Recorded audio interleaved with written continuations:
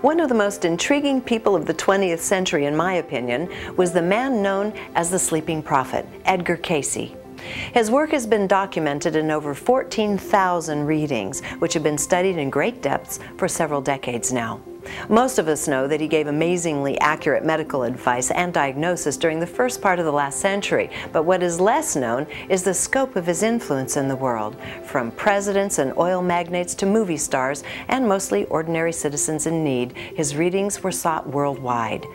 Edgar was able to access the greater field of consciousness without filters. Time and space were not relevant, as his remote readings proved to be accurate the vast majority of the time. No one has captured Cayce's life in a more detailed way than biographer and author Sidney Kirkpatrick, who wrote Edgar Cayce, An American Prophet. Well, I was literally pulled in kicking and screaming. I didn't want anything to do with Edgar Cayce. I sort of had some sort of vague idea about who Edgar Cayce was, and the administrator at my children's school, a longtime Edgar Cayce fan, had been studying Edgar Cayce since she was in high school, and she immediately identified me as a biographer, parent in this school, and she said, we have to get an Edgar Cayce biography.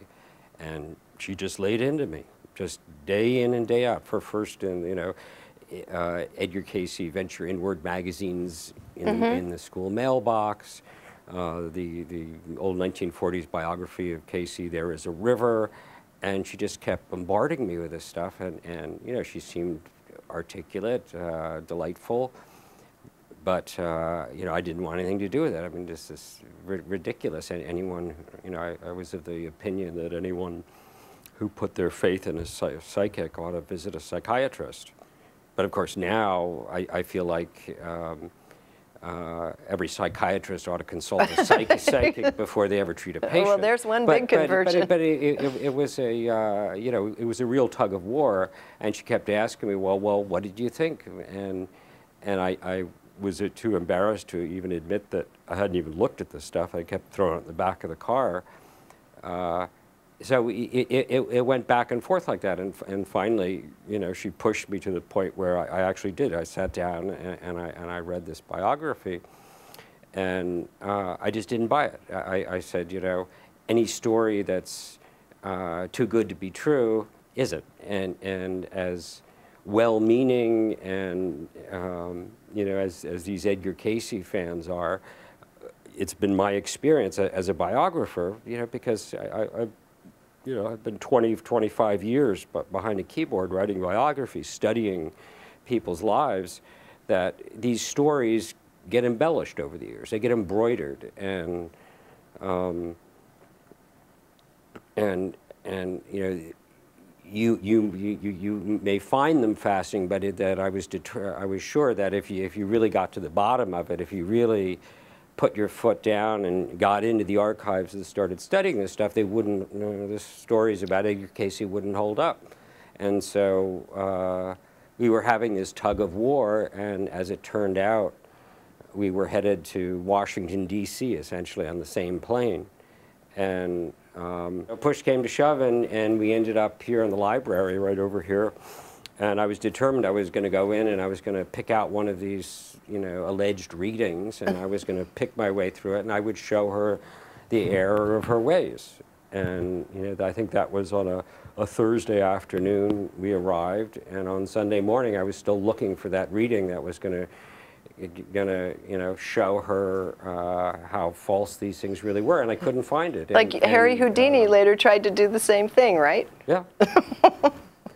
And, you know, and then that eventually led to a visit to the vault, and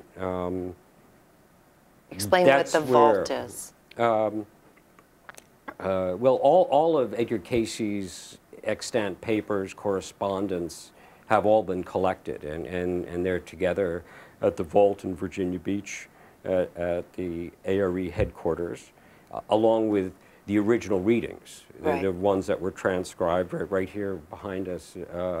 Yes, we're right in front of the famous sofa. Yeah, it's such a thrill. Where Edgar Cayce gave readings, and there's pictures of Gladys Davis, who was Edgar Cayce's secretary, who transcribed the readings. And I think, you know, my experience is very similar to almost every skeptic who takes the time and trouble to actually go in and start looking at the material. Because once you go in, and the first thing that strikes you is the sheer number of readings.